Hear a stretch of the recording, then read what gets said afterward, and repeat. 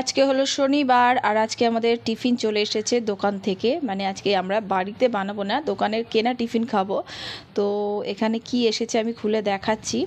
তো এটা আছে ধোসা, এটাকে বলে সেট ধোসা।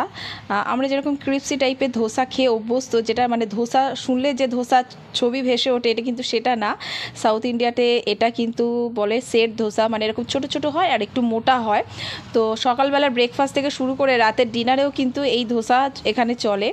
আর এর সাথে যেটা ছিল সেটা হচ্ছে সাম্বার, যেটা একদম জলের মতো পাতলা। হোটেলে এর থেকে বেটার কিছু আশা করা যায় না। তো যাই হোক, এখানে আমি ঢেলে নিলাম পুরোটাই।